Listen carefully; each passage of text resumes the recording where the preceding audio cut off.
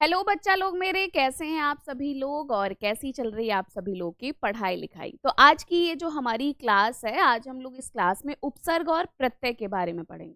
हमने बहुत सारे टॉपिक को कवर कर दिया है और अपनी तरफ से तो पूरी कोशिश किए हैं टॉपिक से जो भी संबंधित महत्वपूर्ण बातें हैं वो मैं आपको बताऊं और आप सभी को समझ में भी आ ही गया होगा। फिर भी अगर कहीं पे कोई भी परेशानी होती है, कुछ भी ऐसा होता है कि नहीं समझ में आया है, तो आप तुरंत पूछ लीजिएगा। और हाँ, बहुत जल्दी आपकी लाइव क्लासेस होने वाली है और हम लोग वहाँ पे टॉपिक भी पढ़ेंगे और बहुत सारे क्वेश्चंस भी करेंगे जो कि आपके एग्जाम को लेकर रहेगा। तो चलिए फिर क्लास को स्टार्ट करते हैं और देखते हैं कि आज के इस क्लास में हम लोग क्या क्या पढ़ने वाले हैं।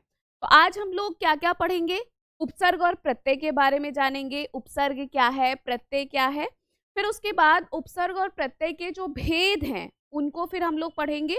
और फिर क्योंकि हमारा भाई ये टॉपिक हम पढ़ा देंगे आपको, तो जाहिर सी बात है उनसे रिलेटेड हम लोग प्रश्न तो जरूर करेंगे। फिर लास्ट में हम क्या करेंगे, इनसे संबंधित जो महत्वपूर्ण प्रश्न हैं उनको फिर हम लोग डिस्कस करेंगे। तो चलिए फिर देखते हैं उपसर्ग प्रत्यय के बारे में।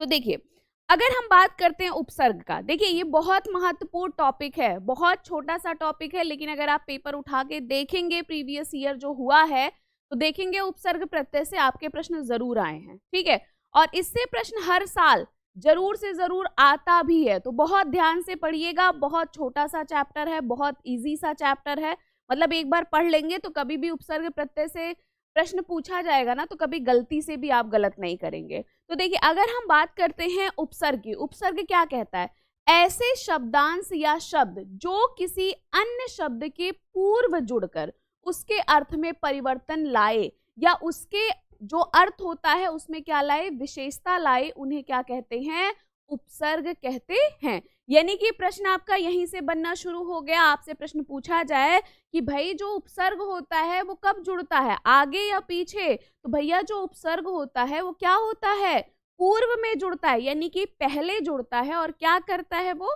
तो जो शब्द होगा जब वो जुड़ेगा तो उस शब्द के अर्थ में क्या कर देंगे, वो परिवर्तन कर देंगे, उसमें क्या उत्पन्न कर देंगे, विशेषता उत्पन्न कर देंगे। अगर हम दूसरे शब्द में इस बात को अगर हम आपसे कहें तो क्या कहता है कि वह शब्द जो किसी अन्य शब्द के पूर्व जुड़कर उसके अर्थ को बदल दे। ठीक, यानी कि पहले आपका क्या था, शब्द कुछ और था, जब ये उपसर्ग आपके शब्द के आगे जुड़े, वो बोले भैया हम आगे जुड़ रहे, और जैसे ही भैया ये जुड़े आगे, वैसे ही क्या कर दिए, अर्थ कुछ और था, जोड़े भैया अर्थ कुछ और दे दिए। ठीक है, तो आइए देखते हैं ये क्या क्या अर्थ दिए। जैसे मान लीजिए ईमान एक शब्द था, ईमान का मतलब क्या हुआ, ईमान का मतलब यही था ना भैया जो आपका ईमान है वो अच्छा भी हो सकता है, बुरा भी हो सकता है, ईमान का मतलब ईमान है। लेकिन ये भैया क्या किए, ये बोले हम एक बे उपसर्ग जोड़ देंगे। ठीक, जो कि किसका उपसर्ग है, उर्दू का उपसर्ग है। जैसे इन्होंने बे उपसर्ग को जोड़ा वैसे ही क्या बन गया, ये शब्द बेईमान बन गया। यानी कि क्या है, जो बिना ईमान के होता है। देख रहे हैं ना कितना इनका अपना जलवा है, इतना रुतबा है कि भैया कहें हम किसी भी शब्द के आगे जुड़ेंगे उसके अर्थ में तुरंत परिवर्तन कर देंगे, और वही ये कर रहे हैं। जैसे आपको दिया प्रहार, ठीक, अब क्या था, हार शब्द का मतलब क्या हुआ, हार का मतलब हार वाला भी हार होता है, हार का मतलब वो गले वाला भी हार होता है, हार तो भैया हार है। ठीक है, अब क्या किया इन्होंने, इन्होंने बोला कि हम एक प्रा उपसर्ग जोड़ेंगे, और जैसे ही इन्होंने प्रा शब्द उसके आगे जोड़ा तुरंत इनका अर्थ परिवर्तित हो गया, तुरंत ये बदल गए। यानी कि अब क्या दे दिए, प्रहार दे दिए, मतलब क्या, हमला करना किसी के ऊपर। जैसे क्या था, योग का मतलब योग होता है, चाहे वो क्या करिए, अंकों का योग करिए, चाहे क्या करिए, जो है क्या कहते हैं, जो आपका मिलाया जाता है, शादी के योग जो बनते हैं उसको योग कहिए, कोई भी योग योग ही होता है। लेकिन जैसे यहाँ पे शु शब्द जोड़ा वैसे ही क्या हो गया, सुयोग, यानी कि अच्छा योग। हुआ कि नहीं हुआ, तो आप देख रहे हैं ना ये क्या कर रहे हैं, ये कोई भी अन्य शब्द है उसके आगे जुड़ रहे हैं और अर्थ में क्या कर दे रहे हैं, परिवर्तन ला दे रहे हैं। इतना पॉइंट्स क्लियर हुआ। अरे मैम ये सब तो हमें ऐसे ही समझ में आ जाता है, आप भी परेशान होती हैं, है कि नहीं। अब देखिए ये कह रहे हैं कि देखिए भैया हमारा भी एक भला पूरा परिवार है, ठीक है, हम भी परिवार वाले हैं, तो आइए थोड़ा इनके परिवार के बारे में भी जान लेते हैं, यानी कि जो उपसर्ग के भेद हैं उनके बारे में। हिंदी के भी उपसर्ग हैं, ठीक, कहते हैं अव्यय वाले भी उपसर्ग होते हैं, अंग्रेजी के भी उपसर्ग हैं, संस्कृत के भी उपसर्ग हैं, उर्दू के उपसर्ग हैं। कितना भरा पूरा परिवार है इनका, मतलब हिंदी वाले भी हैं, अंग्रेजी वाले भी हैं, संस्कृत वाले भी हैं, अव्यय वाले भी हैं, उर्दू वाले भी हैं। ये क्या है, उपसर्ग के भेद के अंतर्गत आते हैं। आइए थोड़ा इनको भी जान लेते हैं। देखिए अब बात करते हैं हिंदी के उपसर्ग की, ठीक, तो कुछ बातें आप याद रखिएगा जो बहुत महत्वपूर्ण है। देखो कभी भी अगर आपसे ये पूछा जाए ना कि संस्कृत में कितने उपसर्ग होते हैं, ठीक, तो तुरंत बताएंगे, आपको एक विकल्प दिखाई देगा 22। आपको 22 पे टिक कर देना कि भाई संस्कृत में कितने उपसर्ग होते हैं, 22 होते हैं। आपसे प्रश्न पूछा जाए कि जो हमारा संस्कृत है उससे हिंदी में कितने उपसर्ग आए हुए हैं, तो बच्चे आपको एक विकल्प दिखाई देगा 19। आपको उस पे क्या कर देना है, टिक कर देना है। संस्कृत से जो हिंदी में उपसर्ग आए हैं वो कितने आए हैं बच्चा, 19 आए हैं। अब प्रश्न अगर आपसे पूछा जाए कि हिंदी में कितने प्रकार के उपसर्ग प्रयोग किए जाते हैं, अलग अलग व्याकरण लोग थे, कभी कोई एक मत नहीं हो पाता, हम लोग नहीं मत हो पाते हैं, तो कहेंगे कुछ और बात, हम कहेंगे अगर ऐसे होता तो और बढ़िया हो जाता, ठीक। तो क्या हम खुद अपने बात से नहीं, किसी की बात से उतना सहमत नहीं होते, तो भैया ऐसे ही व्याकरण लोग थे, यानी कि व्याकरण के ज्ञाता लोग जो थे, कोई कह रहे हैं भैया हिंदी में हम 11 उपसर्ग प्रयोग करेंगे, कोई कह रहा है हम 12 करेंगे, कोई कह रहा है 13 करेंगे। तो ये कभी आपसे प्रश्न नहीं पूछा जाता, परेशान मत होइएगा, बस दिमाग में एक रखे रहिएगा कि हिंदी में जो उपसर्ग होते हैं प्रयोग, जो संस्कृत से हिंदी में प्रयोग किए जाते हैं वो तो 19 है, लेकिन जो हिंदी में उपसर्ग माने गए हैं, कोई 11 मानता है, कोई 13 मानता है, कोई 12 मानता है, ठीक है। चलिए आइए देखते हैं हिंदी के उपसर्ग कौन कौन से हैं। आपसे उपसर्ग पूछ लेता है, कभी कभी उसका अर्थ पूछ लेगा, या फिर पूछेगा कि बताइए समतल में कैसा उपसर्ग है, तो बस कहीं से कुछ भी पूछ ले भैया, हम तो एकदम तैयार हैं, है कि नहीं, है ना, वो हमको पता है, एकदम रेडी हो, बस पेपर सामने आ जाए और क्या करेंगे, जो 10 प्रश्न छोड़ना है ना उसको भी मन ना करे छोड़ने, क्योंकि आने को सब आता रहे, है कि नहीं है, तो ऐसे वाली पढ़ाई करनी है। देखिए सम हिंदी का उपसर्ग है, सम का मतलब क्या होता है, बराबर होता है, यानी कि आपसे पूछ लिया जाए भाई सम उपसर्ग का शाब्दिक अर्थ क्या है, तो क्या विकल्प दिया रहेगा, बराबर, ठीक। अब देखिए समतल, तल एक शब्द था, क्या उपसर्ग है, सम है।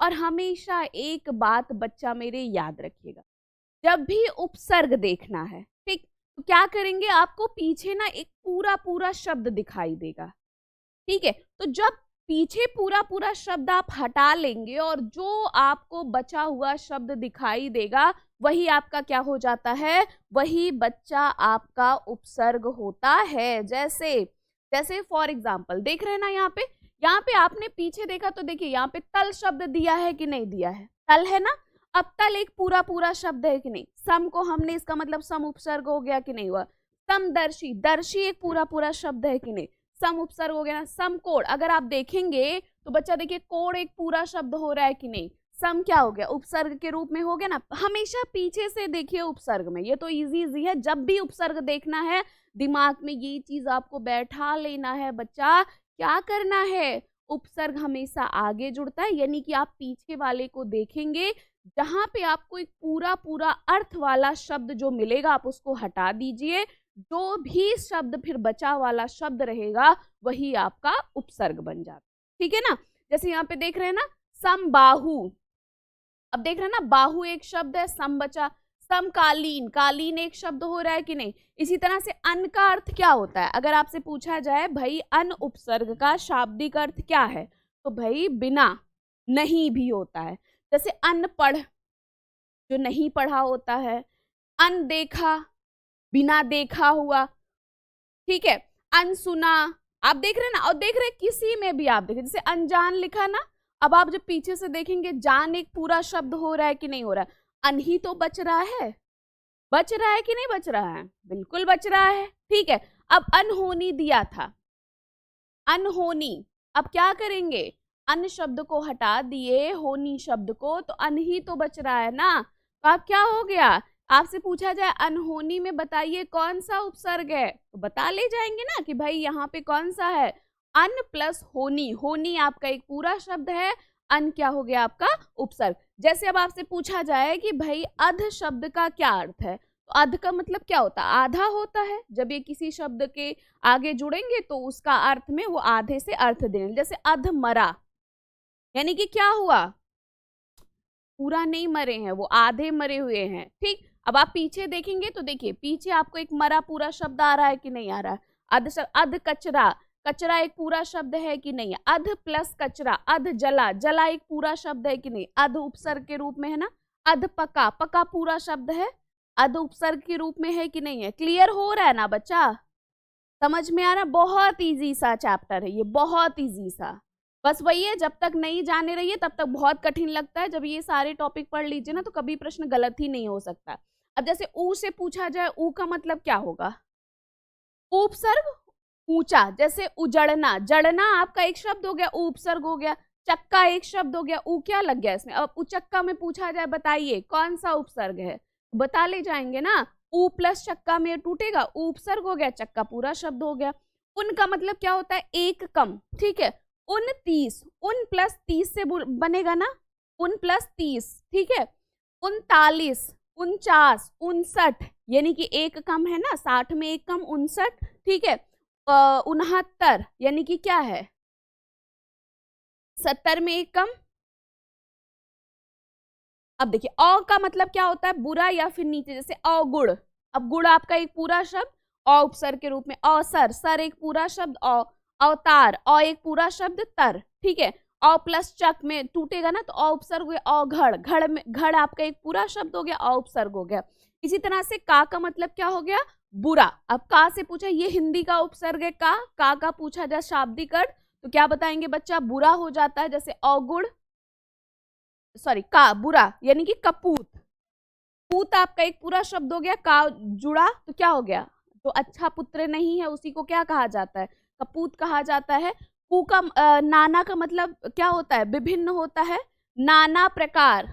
अब देखिए प्रकार शब्द को अलग करेंगे, आपसे पूछा जाए नाना प्रकार में कौन सा उपसर्ग है तो बता ले जाएंगे ना, नाना प्लस प्रकार।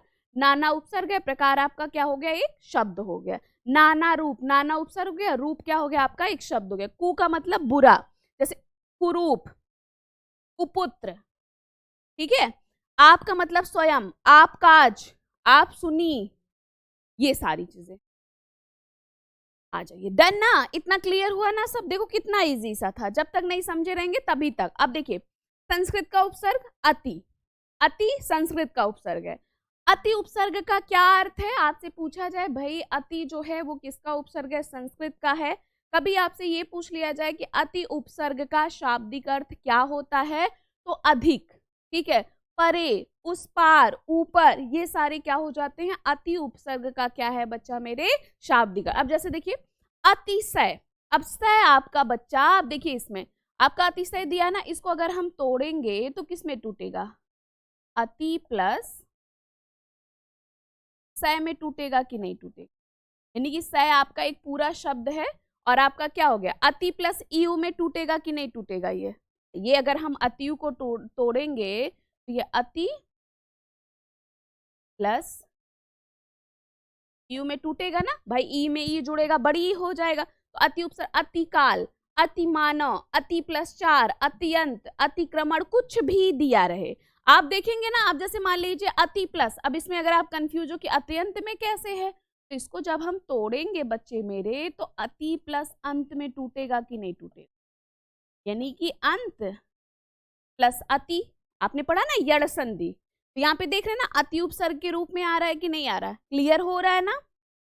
जब भी उपसर्ग क्या करेंगे, पीछे आपको एक पूरा पूरा अर्थपूर्ण शब्द दिखाई देगा, जब भी आप उनको तोड़ेंगे आगे जो बचा हुआ होता है वही हमारा क्या कहलाता है, उपसर्ग कहलाता है। क्लियर इतना पॉइंट्स। अब जैसे देखिए आगे अगर हम बात करते हैं अधि, अधि उपसर्ग का क्या शाब्दिक अर्थ है, कभी भी आपसे पूछा जाए तो अधि का मतलब होता है ऊपर, अधिक, प्रधान, श्रेष्ठ, कुछ भी ऐसा दिया रहे। या आपसे पूछा जाए अधिक किस उपसर्ग का अर्थ है, आपको अति अब देखिए जैसे अधि उपसर्ग के अधिकरण, अब अधिकरण में आपसे उपसर्ग पूछ लिया जाएगा कि भाई जो अधिकरण शब्द है उसमें क्या उपसर्ग है, बता ले जाएंगे ना। अधि प्लस करण में अधिकार, अधि प्लस कार में अधीन, अधि प्लस ईन में टूटा है ना, अधिपाठक, अधिराज, अधिष्ठाता, आध्यात्मता, अधि प्लस आत्मा में टूटेगा ना। तो देख रहे हैं ना, जितना भी इंपॉर्टेंट है मैंने लिख भी दिया है आपको, ठीक है। और मुझे नहीं लगता है कि आप कभी गलत करेंगे, आप सभी क्लियर हो रहा है ना। अब जैसे अध्यक्ष, अध्यक्ष में अब ये क्या हो जाए, अधि प्लस अक्ष में टूटेगा कि नहीं टूटेगा,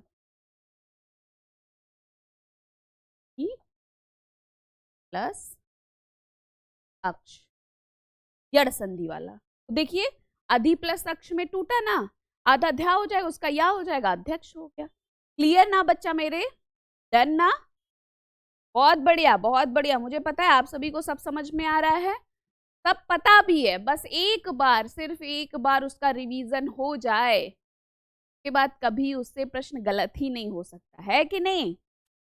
वो पता है, सब पता है हमको, बहुत बढ़िया। चलिए आगे देखते हैं। देखो बच्चा आगे क्या है, अनु। अब आपसे पूछा जाए जो हमारा अनु है उस उपसर्ग का शाब्दिक अर्थ क्या होता है, तो अनु का मतलब होता है पीछे, ठीक, या फिर समान, कुछ भी ऐसा दिया रहे। अनु उपसर्ग का उदाहरण जैसे अनुरूप, आप देख रहे हैं अनु प्लस रूप में टूटा है ना, आपका पीछे पूरा शब्द अनु उपसर्ग। अनुगामी में कौन सा उपसर्ग है, तो भैया अनु प्लस गामी, यानी कि कौन सा उपसर्ग हो गया, अनु उपसर्ग हो गया। अनुशासन में अनु प्लस शासन में, अनुवाद अनु प्लस वाद में, ठीक है कि नहीं है। आपसे कुछ भी अनुमान, अनुक्रम, अनुकरण, अनुकूल, अनुदान, कुछ भी, अनुताप। अब अनुज में क्या हो जाएगा, अनु प्लस जा में ये टूटेगा कि नहीं बच्चा, क्या हो जाएगा, अनु प्लस जा, ठीक है, इसमें टूट जाएगा ना। तो अनु उपसर्ग है कि नहीं, अनुबंध, अनु प्लस बंध में टूट जाएगा कि नहीं टूटेगा, यस, बहुत बढ़िया। देन ना बच्चा आगे देखते हैं। देखो जैसे नी, उपसर्ग का क्या अर्थ हो जाएगा, नी का मतलब होता है, अगर आपसे पूछा जाए भाई जो नी है किसका उपसर्ग है, तो भैया संस्कृत का उपसर्ग है, उसका शाब्दिक अर्थ क्या होता है, तो बड़ा होता है, विशेष होता है। जैसे निगूढ़, अब गूढ़ निह प्लस गूढ़ में टूट रहा है कि नहीं टूट रहा है। निष्ठा, नी प्लस इष्ठा में टूट रहा है ना। निरोध, नी प्लस रोध में। निकर, निज, आपका जो है निबंध, निदेशक, नियंत्रण, नियुक्ति, निलंबन, निगम, कुछ भी, निवास, कुछ भी दिया रहे। निदान, आपसे पूछा निदान में कौन सा उपसर्ग है, तो आप तुरंत बताएंगे नी प्लस दान में वो टूटा है, यानी कि निदान में जो उपसर्ग है वो क्या हो गया, नी हो गया। आपसे पूछा जाए कि भैया नियोजन में कौन सा, तो नी प्लस योजन हो जाएगा कि नहीं हो जाएगा, तो आपका नियोजन में क्या हो जाएगा, नी उपसर्ग के रूप में आएगा कि नहीं आएगा। और चाहे ये पूछा जाए भाई जो नी है उस उपसर्ग का अर्थ क्या होता है, तो तुरंत विकल्प में दिखाई देगा आपको बड़ा या विशेष, कुछ भी ऐसा दिखाई देगा, आप तुरंत बताएंगे नी उपसर्ग का क्या अर्थ हो जाता है, बड़ा या फिर विशेष हो जाता है। क्लियर, बहुत बढ़िया। आगे देखते हैं। अगला हमारा सम उपसर्ग। सम का क्या अर्थ होता है, सम का अर्थ होता है अच्छी तरह, पूर्ण, साथ, शुद्ध, कुछ भी दिया रहेगा, ठीक। ये हमारे जो सम उपसर्ग है उसका शाब्दिक अर्थ हो जाता है। सम उपसर्ग का जैसे संपूर्ण, सम प्लस पूर्ण हो जाएगा कि नहीं हो जाएगा, यही तो हो जाएगा ना, आपने व्यंजन संधि में पढ़ा है। संबंध, सम प्लस बंध। संतोष, सम प्लस तोष, यही तो टूटेगा ना। सम्मान, सम प्लस मान, ठीक। संचार, सम प्लस चार, मतलब ये सारे, अब इनको आप पूछ लिया जाए भैया ये संगम में क्या हो जाएगा, तो क्या हो जाएगा संगम में, सम प्लस गम। अब देखिए गम आपका पूरा शब्द, सम प्लस गठन। अब आपसे पूछा जाए संचय में क्या हो जाएगा, तो भैया सम, ये सारे उसके अंतर्गत आ जाते हैं आपके व्यंजन संधि के, ठीक है। तो आपको समझ में, संजय सम प्लस जय, सम्मोहन सम प्लस मोहन, कुछ भी दिया रहेगा बेटा, कुछ भी ऐसे वाला सम, पीछे आपको एक पूरा पूरा शब्द, तो जब भी आपको क्या होगा, एक शब्द और उसके जो भी पीछे पूरा शब्द है, आगे जो भी बचा हुआ शब्द होता है वही उपसर्ग, क्योंकि उपसर्ग जो होता है वो क्या करता है, हमेशा आगे जुड़कर वो अर्थ में क्या कर देते हैं, परिवर्तन कर देते हैं। और वही जो अर्थ में परिवर्तन कर देते हैं आगे जुड़ के, वही हमारे क्या कहलाते हैं, उपसर्ग कहलाते हैं। जैसे सु उपसर्ग का क्या क्या अर्थ होता है, अच्छा, सरल, विशद, कुछ भी ऐसा दिया रहेगा। जैसे सुपुत्र यानी कि अच्छा पुत्र, सुकर्म यानी कि अच्छा कर्म, सुअवसर यानी कि अच्छा अवसर, सुमार्ग यानी कि अच्छा कुछ भी। अब देख रहे हैं ना, सुगंध, अच्छा सुगंध है कि नहीं है, सुशील मतलब अच्छे सील वाले, सुगति अच्छे गति वाले। तो आपका क्या, सु का मतलब ही होता है अच्छा, सरल या फिर, और देख रहे हैं ना जितना भी दिया है, जो भी शब्द दिया है उसमें सारे में किसका प्रयोग, किस उपसर्ग का प्रयोग किया गया है, तो इन सारे में जो उपसर्ग प्रयोग किए गए हैं वो आपका शु उपसर्ग है। देख रहे, समझ में आ रहा है बच्चा ना। कोई भी कहीं पे कंफ्यूजन होगा ना तो तुरंत पूछेगा। और बहुत जल्दी आपकी लाइव क्लास स्टार्ट होने वाली है। लाइव क्लास में हम लोग टॉपिक को भी पढ़ेंगे, जो आपके कुछ महत्वपूर्ण टॉपिक हैं उनको लाइव क्लास में मैं पढ़ाऊंगी, ताकि आपको कंफ्यूजन रहे, आप पूछ भी सकें। और दूसरी सबसे बात है कि वहां पे हम लोग क्वेश्चन भी बहुत सारे करेंगे, क्योंकि आपने टॉपिक वाइज तो क्वेश्चन कर ही लिया है। अब क्या होगा, आपको मिक्स क्वेश्चन जैसे आपके पेपर में पूछा जाएगा उस तरीके से क्वेश्चन, ठीक, कि पूरा मतलब एक प्रैक्टिस। क्योंकि जब तक आप प्रैक्टिस नहीं करोगे ना, तब तक आप कितनी भी पढ़ाई कर लीजिए ना थ्योरी, आपको अपनी गलती नहीं पता चलेगी, कहाँ पे आप गलती कर रहे हैं। गलती को भी तो देखना है ना कि कहाँ पे हम गलती कर रहे हैं, उस गलती को कैसे हम सुधार कर सकें। और जब भी ऐसा होता है ना कि आप कोई प्रश्न करिए और वो प्रश्न गलत हो जाता है, जब आप उसको देख लेते हो ना, कोई आपको बता देता कि नहीं इसका उत्तर ये है, ये प्रश्न ऐसे रहेगा, फिर कभी भी अगर उस टाइप का प्रश्न पूछा जाता है ना, आप कभी उस तरह के प्रश्न को गलत नहीं करते हो, है कि नहीं है, ऐसा होता है ना। यस, चलो आगे देखते हैं। देखो आगे हमारा क्या है, प्राक। प्राक का क्या अर्थ होता है, पहले का। जैसे प्राक्तन, प्रकथान, प्रकलन, कुछ भी ऐसा। तो प्राक प्लस कलन हो जाएगा, प्राक प्लस क्या हो जाएगा, कथन हो जाएगा, ठीक है। यानी कि आपसे जब प्रकथन, प्राक प्लस कथन हो जाएगा, ठीक। पुनर, पुनर का पुनः, जिसका मतलब क्या होता है फिर। जैसे पुनर् प्लस जन्म हो जाएगा कि नहीं, पुनर प्लस वृत्ति, पुनरावृत्ति, पुनर प्लस गमन, पुनरागमन, ठीक है। तो या फिर पुनः प्लस गमन भी आप लिख सकते हैं, जो भी दिया रहेगा आप। तो इसमें क्या हो जाएगा, पुनर या पुनः का शाब्दिक अर्थ क्या हो जाएगा, तो इनका शाब्दिक अर्थ क्या होता है बच्चा, फिर इनका शाब्दिक अर्थ हो जाता है।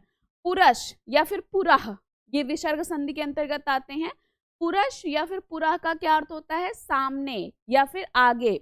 जैसे पुरस्कार, अब आपसे पूछा जाए पुरः प्लस कार, ये दिया रहेगा आपको, पुरस्कार में क्या हो जाता है, जैसे आपको पुरस्कार का पुरः प्लस कार, ठीक है, ये विसर्ग, तो इसका क्या हो जाएगा, पुरस्कार, यानी कि पुरः दिया रहे या पुरश दिया रहे, पुरः प्लस पुरश प्लस रोहित, ठीक है, पुरोहित, पुरस प्लस कार, पुरः प्लस गामी, कुछ भी ऐसा दिया रहे। नमश, नमश का शाब्दिक अर्थ क्या हो जाता है बच्चा, नमः। जैसे नमः प्लस कार ऐसे दिया रहेगा, तो आपका नमः प्लस कार या नमश प्लस कार, नमश प्लस कर्ता, नमस प्लस कृत, ठीक है। अब देखो प्रातर, प्रातर का मतलब क्या हो जाता है, पहले, यानी कि प्रातः काल, प्रातः वंदनीय, कुछ भी ऐसा दिया रहेगा आप उसको बता देंगे। क्लियर हो रहा है ना बच्चा, कोई कहीं पे कोई कंफ्यूजन तो नहीं है ना, कुछ भी कहीं पे ऐसा होगा बच्चा तुरंत पूछिएगा। चलिए आगे देखते हैं। देखो आगे हमारा है उर्दू के उपसर्ग, ठीक है। उर्दू के उपसर्ग जैसे ना, ना उर्दू का उपसर्ग है। ना का आपसे पूछा जाए कि भाई ना किसका उपसर्ग, आप बताएंगे सबसे पहले तो उर्दू का। आपसे पूछ लिया जाए कि ना का शाब्दिक अर्थ क्या होता है, ना उपसर्ग जो उर्दू का है उसका शाब्दिक अर्थ बताइए, तो आपको क्या दिखाई देगा, अभाव दिखाई देगा, और आपको अभाव पे क्या कर देना है, टिक कर देना। जैसे नाराज, अब यहाँ पे क्या हो जाएगा, ना प्लस राज में ये टूटेगा कि नहीं टूटेगा, तो अगर हम तोड़ेंगे तो ये बताइए, ये ना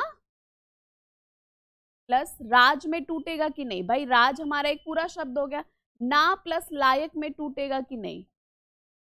क्या करना है, पीछे आपको एक पूरा शब्द देगा, आगे वही देगा। ना प्लस मुमकिन वाला है कि नहीं, हो जाएगा, ठीक है। ना प्लस दान हो जाएगा कि नहीं, ना प्लस पसंद हो जाएगा कि नहीं। आपको हर समय देख रहे हैं जो पीछे है, आपको पूरा पूरा शब्द दिखाई दे रहा है। अगर इसको हम लिखेंगे ना प्लस मुमकिन, ठीक है, आपको ना प्लस दान, ठीक, यहाँ पे देखिए दान पूरा पूरा शब्द है कि नहीं, ना प्लस पसंद, आपका पसंद एक पूरा शब्द है, ना क्या हो गया, उपसर्ग हो गया। आपसे पूछा जाए भाई ना किसका उपसर्ग है, तो भी आप बता ले जाएंगे कि ना जो है वो उर्दू का उपसर्ग है। जैसे खुश, अब आपसे पूछा जाए कि खुश का शाब्दिक अर्थ क्या होता है, तो आपको तुरंत विकल्प में क्या दिखाई देगा बच्चा, श्रेष्ठता दिखाई देगा, आपको उस पर टिक कर देना है, खुश का शाब्दिक अर्थ से। जैसे खुशनुमा, ठीक, अब इसको भी अगर आप तोड़ेंगे तो देखिए खुश प्लस नुमा में टूट रहा है कि नहीं, खुश प्लस नुमा टूट रहा है ना, खुश प्लस गवार, खुशगवार, खुश प्लस मिजाज, खुश मिजाज, ठीक है, खुश प्लस बू, खुशबू, ठीक, खुश प्लस दिल, खुश दिल, यानी कि आपसे पूछ लिया जाए भाई खुश दिल में कौन सा जो है उपसर्ग होगा, तो आप तुरंत बता ले जाएंगे ना, खुश प्लस दिल बराबर खुश दिल, यानी कि खुश दिल में जो उपसर्ग है वो खुश उपसर्ग है कि नहीं है। हाँ, अब जैसे देखो हम का मतलब क्या हो जाएगा, बराबर। अब जैसे हम उम्र, ठीक है, हम दर्दी, हम प्लस दर्दी में टूटेगा कि नहीं, टूट जाएगा, टूट जाएगा ना। हम प्लस राज, हम प्लस मतलब राज आपका एक पूरा शब्द हो गया, हम उपसर्ग हो गया। हम प्लस पेशा, ठीक है, तो हम प्लस पेशा में टूट रहा है कि नहीं। अब आपसे पूछा जाए कि भाई एन जो है वो किसका उपसर्ग है, जैसे पूछेगा आप तुरंत बताएंगे कि नहीं, एन जो है वो किसका उपसर्ग है, आप बताएंगे भैया वो उर्दू का उपसर्ग है। आपसे पूछा जाए कि एन उर्दू उपसर्ग का शाब्दिक अर्थ क्या होता है, आप तुरंत बताएंगे भैया उसका शाब्दिक अर्थ ठीक होता है। जैसे एन वक्त, ठीक, एन जगह, एन मौका। अब आपसे पूछा जाए भाई एन वक्त में कौन सा उपसर्ग है, तो आप बता ले जाएंगे ना, एन प्लस वक्त, यानी कि कौन सा उपसर्ग हो जाएगा यहाँ पे, एन उपसर्ग के रूप में यहाँ पे जुड़ा हो जाएगा। देख रहे हो ना कितना इजी सा, फालतू में परेशान हो जाते हो। उपसर्ग प्रत्यय से कभी प्रश्न गलत ही नहीं होना चाहिए, गलती से भी नहीं गलत हो जाना चाहिए, है कि नहीं। अब जैसे सर का मतलब क्या हो गया भाई, सर का मतलब मुख्य होता है। अब जैसे सरताज, सरदार, सरपंच, सरकार, ठीक, अब कार में जब सर शब्द जुड़ा तो मुख्य का पता चला कि नहीं। अब पंच में पंच का मतलब पूरे, अब सर जब हुआ तो मुख्य का पता चल रहा है कि नहीं, यानी कि जो हेड है, सरपंच जो हेड होते हैं। बेश, बेश का शाब्दिक अर्थ पूछा जाए तो क्या बताएंगे, अत्यधिक, ठीक, जैसे बेश कीमती, अत्यधिक कीमती है वो, बेश प्लस कीमती में वो टूटा हुआ है, बेश का क्या मतलब हो गया, जो अत्यधिक। बेशुमार, कहते हैं ना भैया उनके पास बेशुमार दौलत है, यानी कि बे प्लस शुमार, यानी कि क्या हो गया, अत्यधिक, ठीक। बेशकल क्या हो जाएगा, मतलब आपका बेश प्लस कल, बेश प्लस उर, बा का मतलब क्या होता है, शहीद, बाकायदा, ठीक, बा इज्जत, बा अदब, बा मौका। अल का मतलब क्या हो गया, निश्चित, अलबत्ता, अलविदा, अल सुबह, अल गरज। कुछ भी पूछ दिया अगर एग्जाम में तो बताइए गलत करेंगे, नहीं मैम सब सही होगा, कोई गलती से भी गलत नहीं होगा, है कि नहीं। देखो अंग्रेजी के उपसर्ग क्या है, अंग्रेजी क्या कह रहा है, भैया हमारे भी कुछ उपसर्ग हैं, हम भी कुछ हैं, ठीक है, हमको मत छोड़ दीजिएगा, है कि नहीं भाई, सबका अपना अपना है कि नहीं है। अब किसी को कम महत्व दे देंगे तो उसको गुस्सा नहीं लग जाएगी, नाराज हो जाएगा कि नहीं, कहेगा अच्छा ओहो उनको ज्यादा और हमको कम, तो भैया आइए इनको भी देख ले, नहीं तो पता चला नाराज हो गए तो बड़ी समस्या हो जाएगी।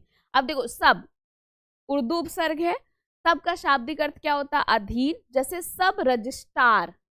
आपसे पूछा जाए भाई सब रजिस्ट्रार, सबसे इजी वाले हैं ये जान लीजिए, ठीक, सब जज, सब कमेटी, सब इंस्पेक्टर। अब दे दिया भैया सब इंस्पेक्टर में कौन सा उपसर्ग है, ऐसे ही बता ले जाएंगे आप सभी। हाफ, हाफ का मतलब क्या होता है, आधा, जैसे हाफ कमीज, ठीक, हाफ प्लस कमीज में टूटा हुआ है, हाफ टिकट। अब ये कितना इजी सा है, इसमें कहीं कोई कठिन लग रहा है, बिल्कुल नहीं लग रहा है, एकदम आसानी से इसको आप जो है कर ले जाएंगे।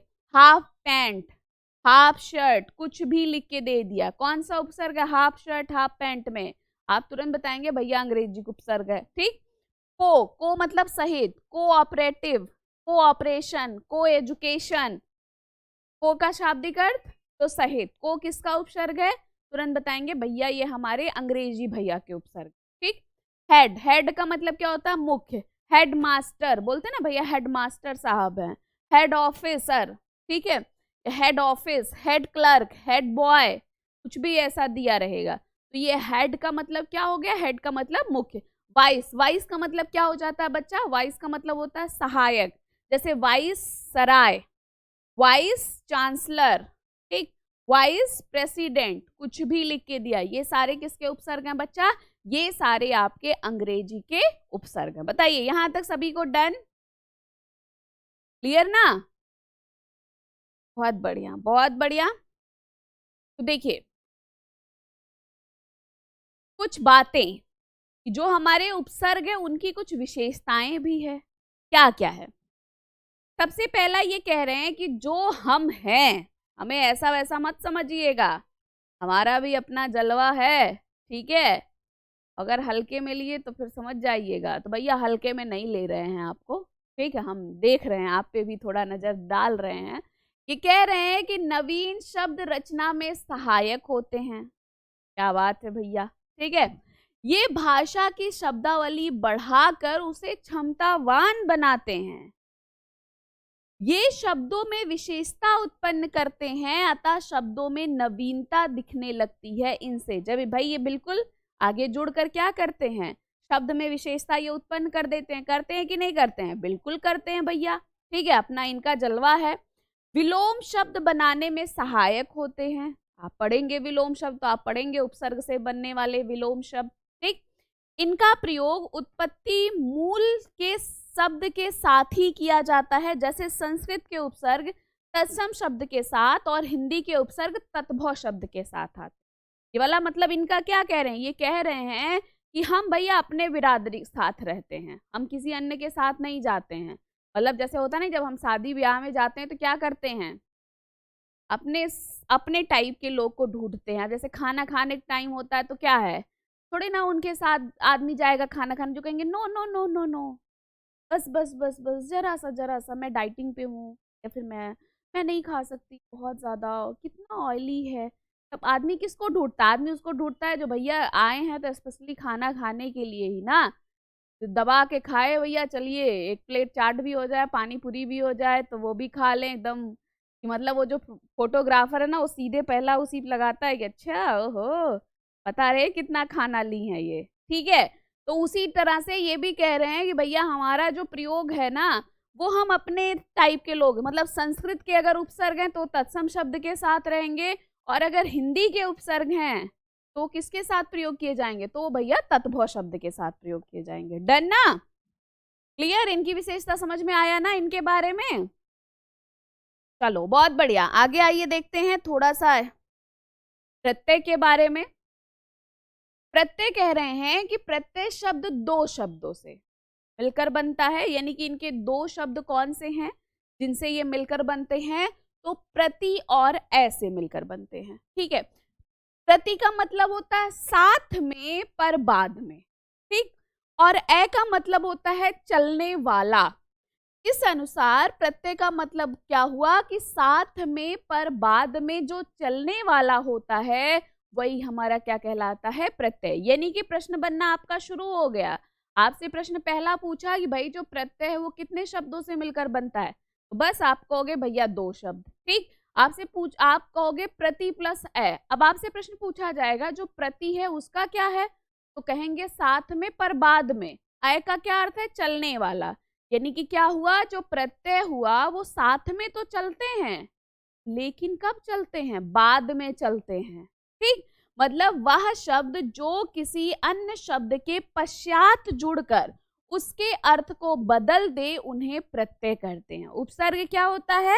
उपसर्ग हमेशा आगे चलते हैं और आगे जुड़कर वो अर्थ में परिवर्तन कर देते हैं, लेकिन जो प्रत्यय होते हैं वो क्या करते हैं? पीछे जुड़ते हैं और उसके अर्थ को क्या कर देते हैं? बदल देते। जैसे धन, धन आपका एक शब्द था, ठीक है, पूरा पूरा। अब देखिए जब प्रत्यय देखना रहेगा तो आगे आप शब्द को पूरा पूरा वाले शब्द को हटा देंगे, पीछे जो शब्द बचेगा वही प्रत्यय। उपसर्ग में क्या होता है कि आप आगे शब्द को हटा देते हैं और जो आपका क्या मतलब आगे पीछे पूरा शब्द है, आगे शब्द आपका क्या हो जाता है, उपसर्ग हो जाता है। अब जैसे धनवान, अब आपसे पूछा जाए धनवान में प्रत्यय क्या है, तो वान प्रत्यय लगा हुआ है कि नहीं, धनवान में धन प्लस वान, ठीक। होनहार, होन प्लस हार, ठीक है। अब यहाँ पे हार उपसर्ग के प्रत्यय के रूप में है कि आवश्यकता, अब आवश्यक प्लस ता, जैसे उपसर्ग का अर्थ होता था, ठीक, लेकिन प्रत्यय में उसका अर्थ नहीं होता है। जब वो किसी शब्द के बाद जुड़ते हैं तब वो अपना अर्थ क्या कर देते हैं, ला देते, तब उनमें अर्थ जो है आ जाता है। क्लियर है ना। चलो आगे देखते हैं। देखिए प्रत्यय के कुछ विशेष पॉइंट्स। संधि, समास एवं उपसर्ग की भांति प्रत्यय भी शब्द संरचना की इकाई है, ठीक। अर्थात प्रत्यय से नए शब्द बनाए जाते हैं। मतलब ये कह रहे हैं हमको कम थोड़ी ना आंकना है। जब उपसर्ग भैया इतना काम कर सकते हैं तो हम काहे पीछे रहें, हमको भी जान लीजिएगा, हम भी क्या करेंगे, हम भी नया शब्द बनाएंगे। बस यही बात अलग है, उनमें हमारे में क्या डिफरेंस है। वो आगे आगे चलेंगे, ठीक है चलें आगे, जब वो आगे जाएंगे तो हम आगे नहीं जाएंगे, तब हम पीछे रहेंगे। तो ये पीछे जुड़ते हैं, लेकिन क्या करेंगे, शब्द ये भी बनाएंगे, ये भी उनसे कम नहीं रहेंगे। आगे क्या कह रहे हैं, उपसर्ग की तरह प्रत्यय का भी स्वतंत्र प्रयोग नहीं किया जा सकता है, ठीक। मतलब ये क्या है, अब ऐसे आप स्वतंत्र रूप से इनको नहीं छोड़ सकते हैं कि चलो भैया ठीक है, वान को ऐसे स्वतंत्र छोड़ दिया तो वान कोई अर्थ नहीं देगा। जब वो जुड़ेगा धन के साथ तभी वो अर्थ देंगे, ठीक। प्रत्यय कभी भी अविकारी शब्दों के साथ नहीं जुड़ते हैं। अविकारी मतलब समझ रहे हैं ना, अव्यय के साथ ये नहीं जुड़ते हैं। कहते हैं भैया क्योंकि अव्यय क्या कहता है, अव्यय कहता है कि कुछ भी हो जाए हम नहीं, हम वो अपने में लिंग वचन कारक के आधार पर परिवर्तन नहीं करेंगे, ठीक है, अपना वही संज्ञा सर्वनाम करे। तो ये कहते हैं अच्छा इतना एटीट्यूड, तो जाओ हम तो तुम्हारे साथ नहीं चलेंगे, हम तुम्हारे काम नहीं आएंगे, ठीक। तो प्रत्यय कभी भी अविकारी शब्दों के साथ नहीं जुड़ते हैं। अर्थात प्रत्यय जो होता है वो किस शब्दों के साथ जुड़ते हैं, तो प्रत्यय हमेशा विकारी यानी कि संज्ञा, सर्वनाम, क्रिया, विशेषण, इन सब के साथ जुड़ते हैं, ठीक। प्रत्यय के योग से कभी संधि नहीं होती है। मतलब कभी जैसे उसमें था उपसर्ग के योग से आपकी संधि बन जा रही थी, आप तोड़ रहे तो संधि के नियम वहां पे फॉलो हो रहे थे। लेकिन प्रत्यय कहता है देखो भैया जब वो जो करेंगे हम नहीं, का जरूरी थोड़ी ना है कि वो जो कहें, उनको अगर दाल रोटी पसंद है तो हमको भी दाल रोटी पसंद हो, ऐसा थोड़ी ना हो सकता है। ये कह रहे हैं कि प्रत्यय के योग से कभी भी संधि वंधि नहीं बनेगा, ठीक। लेकिन इसके योग से समासिक पद बनाए जाते हैं, यानी कि जब आप समास में पढ़ेंगे समासिक पद के बारे में, जिनके निर्माण से समास बनता है, वो कहते हैं भैया उनके आधार पर बनाए जा सकते हैं।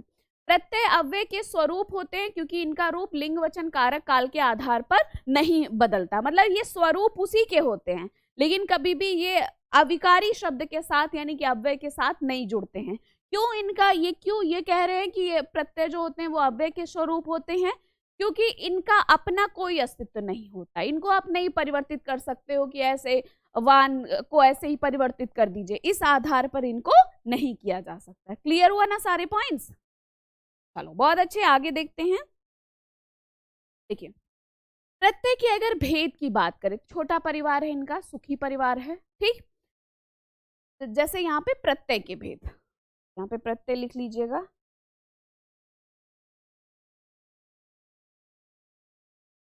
प्रत्यय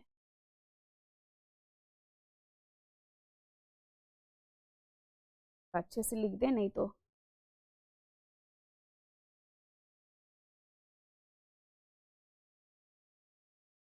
सर्ग नहीं है, जाने रहिएगा। प्रत्यय, ठीक। प्रत्यय के भेद, एक हमारा कृत प्रत्यय होता है, दूसरा हमारा तड़ित प्रत्यय होता है। दो भेद होते हैं। का से कृत, का से क्रिया, याद रखें कभी भी ये बहुत पूछा जाता है, कृत प्रत्यय का निर्माण कैसे होता है, तड़ित प्रत्यय का निर्माण कैसे होता है। तो का से कृत, का से क्रिया, जिस प्रत्यय का निर्माण क्रिया के मूल धातु से होता है, यानी कि क्रिया धातु से मिलकर बनता है, ये सबको पता है, ठीक, वो हमारा कृत। बाकी अव्यय तो आते नहीं, इसमें विकारी होते हैं। बाकी जो आपका संज्ञा, सर्वनाम, विशेषण जो जिनसे निर्माण बनेगा वो तड़ित प्रत्यय। क्लियर हुआ पॉइंट्स, देखो एकदम दिमाग में बैठा ले। का से कृत, का से क्रिया, ठीक है, यानी कि जिस प्रत्यय का निर्माण क्रिया के मूल धातु से होगा वो हमारा कृत प्रत्यय, और जिन प्रत्ययों का निर्माण संज्ञा, सर्वनाम, विशेषण से होता है वो हमारे तड़ित प्रत्यय कहलाते हैं। और प्रत्यय के भेद अगर पूछा जाएगा तो भैया प्रत्यय के दो भेद हैं, एक कृत और दूसरा क्या हो जाएगा, तड़ित हो जाएगा। डन ना, क्लियर। चलो बहुत अच्छे, आगे आइए देखते हैं इनके बारे में थोड़ा सा। देखिए जो कृत प्रत्यय के बारे में जो अभी मैंने बताया है शॉर्ट फॉर्म में, यानी कि का से कृत, का से आपका क्रिया, उसी को यहाँ पे दिए हैं। वो प्रत्यय जो क्रिया या धातु शब्दों के साथ प्रयुक्त होते हैं, ठीक, वो कृत प्रत्यय कहलाते हैं। कृत प्रत्यय जुड़ने से बनने वाला जो शब्द होता है उन्हें क्या कहते हैं, कृदंत कहते हैं। का से कृत, का से कृदंत, यानी कि जब वो क्रिया धातु से जब वो जुड़ के बन जाएंगे तो जो उनसे नया शब्द बनेगा उसे क्या कहेंगे, कृदंत कहेंगे। जैसे धातु शब्द या फिर प्रत्यय जो इसके लिए, सज प्लस आवट, ठीक है। अब ये क्या हो जाए, क्रिया है कि नहीं, सजाना क्रिया है कि नहीं है। इससे जो सज प्लस आवट में जो प्रत्यय जुड़ा, सज धातु के रूप में है, ठीक है। जब आपने पढ़ा ना क्रिया में, जब धातु अपने मूल रूप में रहेगा तो वो धातु, जब उसमें हम ना प्रत्यय जोड़ेंगे तो हमारा क्या बन जाएगा, क्रिया बन जाएगा। ना प्रत्यय जैसे ही हटाएंगे वैसे ही हमारा क्या बन जाएगा, धातु बन जाएगा। तो यहाँ पे देखिए आवट प्रत्यय के रूप में जुड़ा है, यानी कि अब इससे क्या बन रहा है, सजावट, यानी कि आपसे पूछा सजावट में कौन सा प्रत्यय है, तो आवट प्रत्यय। लिख प्लस अक क्या हो जाएगा, लेखक, क्रिया है कि नहीं, लिखना क्रिया है कि नहीं, क्रिया है। लिख भाई धातु है ना प्रत्यय जोड़ेंगे क्रिया बन जाएगा। काट प्लस आई, कटाई, ठीक। मिल प्लस आप, मिलाप, यानी कि मिलना आपका क्रिया है कि नहीं, मूल धातु है ना, क्रिया के मूल धातु से बना है ना। उत प्लस अन, उत्तरन, ठीक है। क्री प्लस ता, कर्ता। अस्था प्लस आनीय, स्थानीय। व्री प्लस अन, वरण, ठीक। आप सारा देख रहे हैं, सारे हमारे धातु जो धातु रूप में है, यानी कि धातु किससे क्या होता है, धातु जो होता है वो क्रिया का क्या होता है, मूल जो होता है, उसे ही हमारी हिंदी में क्या कहा जाता है, धातु नाम से जाना जाता है। डन ना सभी को, पॉइंट्स क्लियर। आगे आइए देखते हैं। देखिए और तड़ित प्रत्यय क्या कह रहा है, तड़ित प्रत्यय कह रहा है कि वो प्रत्यय जो संज्ञा सर्वनाम तथा विशेषण शब्दों के साथ जुड़कर उनके अर्थ में परिवर्तन कर देते हैं। यानी कि किससे, ये किससे बनेंगे तड़ित प्रत्यय, तो संज्ञा सर्वनाम और विशेषण शब्दों के साथ जुड़ते हैं और उनके अर्थ में परिवर्तन कर देते हैं, उसे ही तड़ित प्रत्यय कहा जाता है। और जो क्या होता है, जो तड़ित प्रत्यय से जुड़ने वाले जो शब्द बनते हैं उन्हें क्या कहते हैं, तद्धितांत कहा जाता है, कृतांत, और इसे क्या कहा जाता है, तद्धितांत कहा जाता है, ठीक। जैसे बालक, बालक आपका एक संज्ञा शब्द है, पन प्रत्यय के रूप में जुड़ा है, तो क्या बना आपका बालकपन। यानी कि आपसे अगर कभी पूछा जाए कि बालकपन में प्रत्यय क्या है, तो बता ले जाएंगे ना कि पन प्रत्यय के रूप में है। मित्र आपका एक संज्ञा शब्द है, कौन सा संज्ञा अगर आपसे पूछा जाएगा तो क्या बताएंगे, जातिवाचक, यानी कि मित्र कौन सा मित्र है ये हमें नहीं पता। ता प्रत्यय के रूप में जुड़ा, आपका बना मित्रता। अपना विशेष सर्वनाम शब्द है, तो प्रत्यय के रूप में बड़ा अपनत्व, ठीक। अहम प्लस कार, अहंकार, ठीक है। अहम क्या है, एक आपका जो है सर्वनाम शब्द है। सर्व प्लस शौ, सर्वस्व, ठीक। अच्छा प्लस आई, अच्छा विशेषण शब्द है, आई प्रत्यय के रूप में जुड़ा, तो आपका क्या बना, अच्छाई। समी प्लस ए, सामीप्य, ठीक है। आप देख रहे हैं ना, क्लियर हो रहा है ना बच्चे, शब्द हो गया, फिर आपका तड़ित प्रत्यय लगा हुआ है, फिर आपका नया शब्द बन रहा है। यानी कि आपको क्या करना है, क्या सिर्फ क्या दिमाग में रखना है, प्रत्यय जब भी बने तो आपको आगे एक पूरा शब्द हटा देना है। देख रहे हैं ना, अपना, अहम, ठीक है।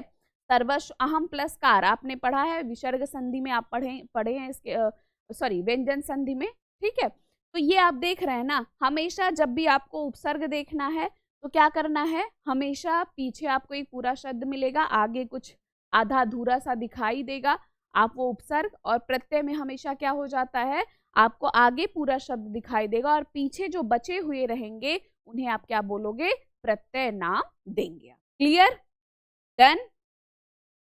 किसी को कोई किसी प्रकार की परेशानी होगी बच्चे तो पूछ लीजिएगा कि मैम ये चीज नहीं समझ में आ रहा है। देखो उपसर्ग और प्रत्यय में समानता क्या है, ठीक।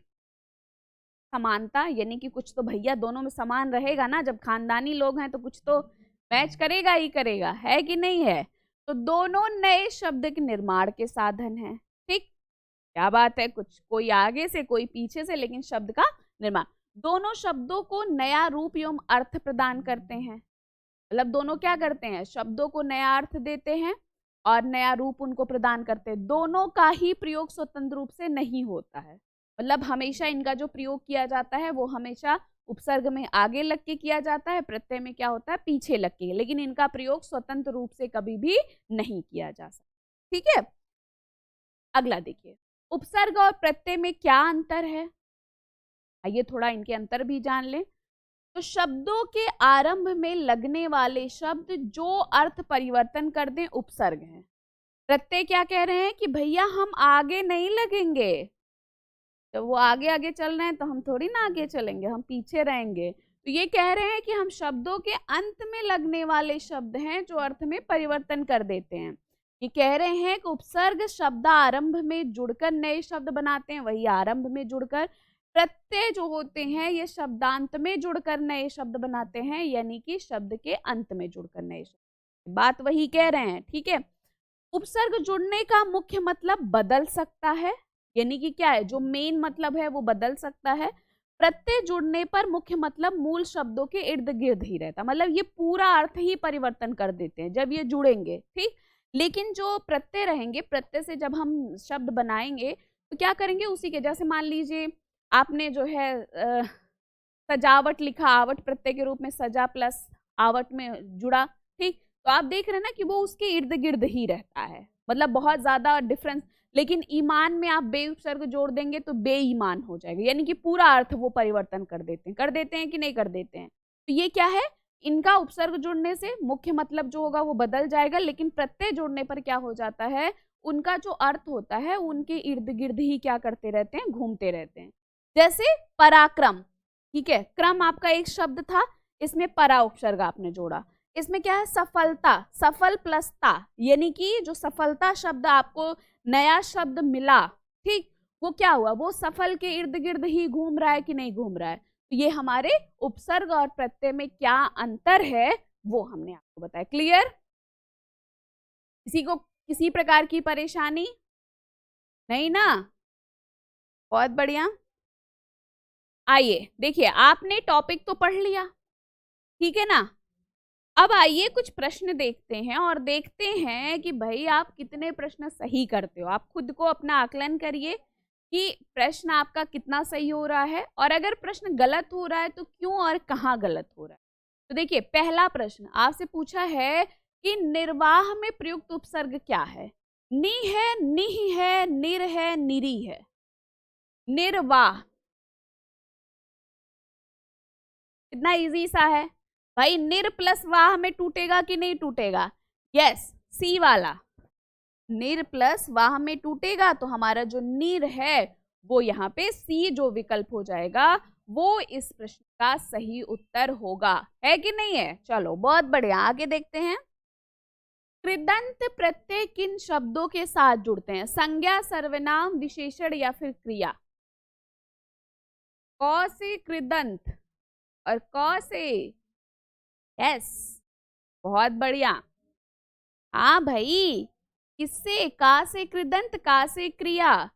जब क्या हो जाएगा, जो प्रत्यय क्रिया के मूल धातु से बनता है यही तो कहा जाता है ना कृदंत प्रत्यय। तो हमारा जो डी वाला विकल्प हो जाएगा वो इस प्रश्न का सही उत्तर होगा। आगे, निम्न पद इक प्रत्यय लगने से बने हैं, इनमें से कौन सा पद है जो इक प्रत्यय लगने से नहीं बना है, यानी कि कौन सा पद है जो आपका गलत है।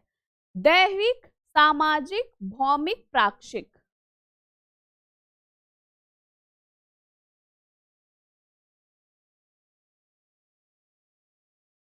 बताना है।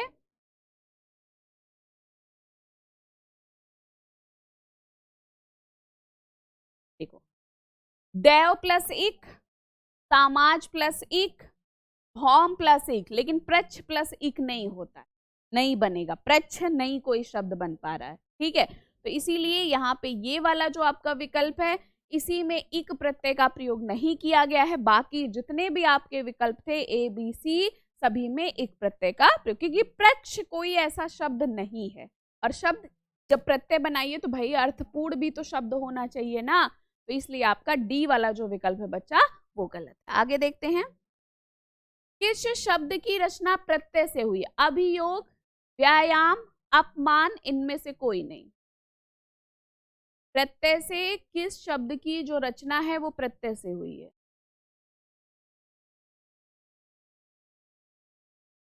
देखो अब यहाँ पे सारे उपसर्ग से रचना है कि नहीं हुई है। अभियोग में अगर हम बोलेंगे तो ये अभी प्लस योग में टूटेगा कि नहीं बच्चा? टूटेगा ना।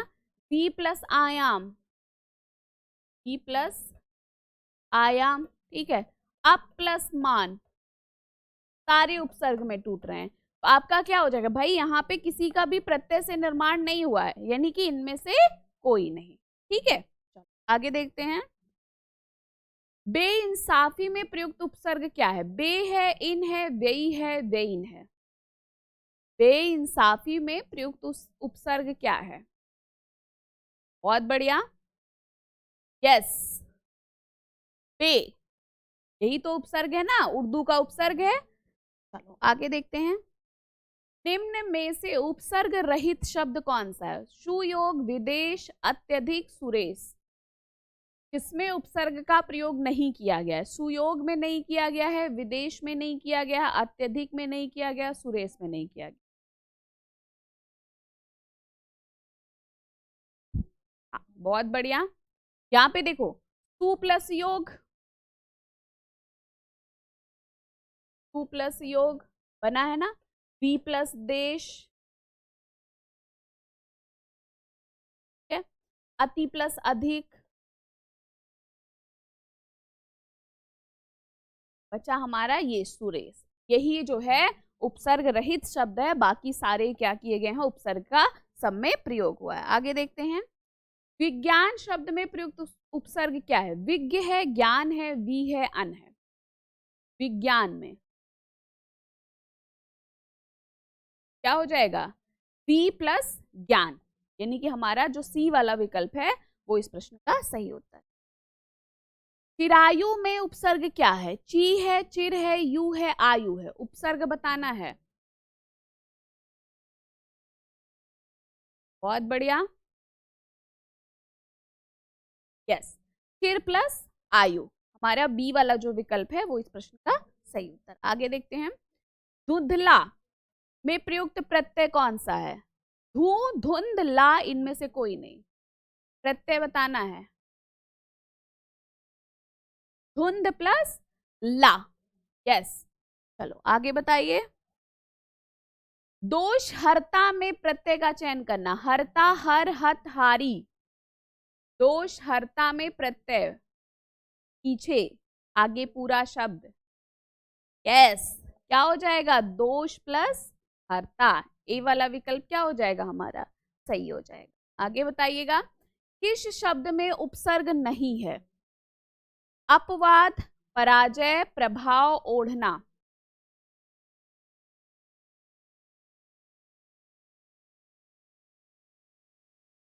यस, देखो अपवाद में भी अप उपसर्ग है, पराजय में भी परा उपसर्ग है, प्रभाव में प्रा उपसर्ग है, लेकिन अ उपसर्ग है, लेकिन ओ कोई उपसर्ग नहीं है। ठीक है, तो हमारा जो डी वाला है वो इस प्रश्न का राइट आंसर। आगे बताइए। संस्कार शब्द में किस उपसर्ग का प्रयोग किया गया? सम, सन, शम्स, संस। संस्कार शब्द में, यस, बहुत बढ़िया। हाँ, सम प्लस कार, यानी कि ए वाला जो विकल्प हो जाएगा वो इस प्रश्न का सही उत्तर।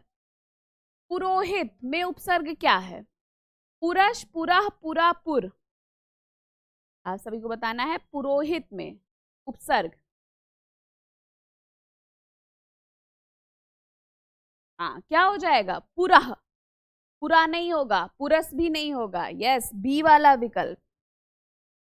अवनत में प्रयुक्त उपसर्ग। नत, आ, औ, अवन। अवनत शब्द में प्रयुक्त उपसर्ग क्या होगा? यस, औ प्लस नथ, यानी कि सी वाला जो विकल्प हो जाएगा वो इस प्रश्न का सही उत्तर होगा। सावधानी शब्द में प्रयुक्त प्रत्यय बताना, ई ई, धानी आनी, सावधानी में बताना आप सभी को। हाँ, सावधान प्लस ई प्रत्यय क्या हो जाएगा, सावधान। आपको एक पूरा शब्द मिलेगा ना, और जब ई प्रत्यय जुड़ जाएगा उसमें तो क्या हो जाएगा, सावधानी, यानी कि ए वाला जो विकल्प हो जाएगा वो इस प्रश्न का सही उत्तर। कनिष्ठ में प्रयुक्त प्रत्यय बताना है, इष्ट, इष्ट, अधशाठ, अधशाठ बताना है। कनिष्ठ देखो छुट्टी की मात्रा लगी है ना, और ठ है ना, इष्ट। ठीक, ए वाला जो विकल्प हो जाएगा वो आपका सही उत्तर। क्लियर हो रहा है ना बच्चे, कहीं पे कोई परेशानी तो नहीं है ना, समझ में आ रहा है ना, देखो कितना इजी सा चैप्टर है। फिर भी अगर कहीं पे कोई भी परेशानी हो, कुछ भी, चाहे वो प्रश्न को लेकर हो, कहीं कोई थ्योरी को लेकर हो, कुछ भी ऐसा हो, तो आप उसको जरूर से जरूर कमेंट बॉक्स में दीजिएगा। मैं आपको जरूर उसका आंसर दूंगी जब भी मैं देखूंगी। ऐसा जरूरी नहीं है, अगर नहीं भी दे पाते हैं एक समय में तो आप उसको दोबारा पूछिए, तिबारा पूछिए, जब तक कि बता ना दिया जाए, है कि नहीं। हाँ, ऐसे वाला होना चाहिए, एकदम पीछे पड़ जाओ हाथ धो के कि यस बताएंगे कि नहीं, बताएंगे कि नहीं, जब तक कि बता ना दिया जाए। जो धातु या शब्द अंत में जोड़ा जाता है उसे क्या कहते हैं, समास, अव्यय, उपसर्ग या फिर प्रत्यय। अंत में, हाँ, अंत में कौन जुड़ता है, प्रत्यय ही तो भैया हमारे जुड़ते हैं।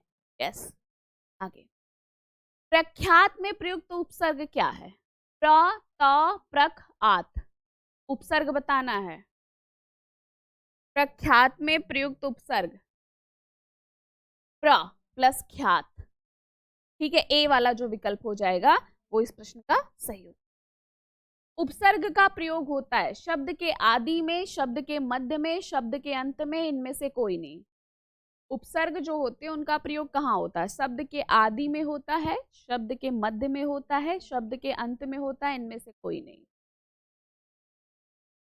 यस, तो आपका उपसर्ग होता है वो हमेशा शब्द के आदि में होता है, हमेशा क्या होता है, आगे लगता है और शब्द के में क्या कर देता है, परिवर्तन ला देते हैं, तो हमेशा ये क्या होते हैं, शब्द के आदि में होते। प्रत्युन्नमति शब्द में कौन सा उपसर्ग है, प्रा, प्रति, प्रत्यु, इनमें से कोई नहीं।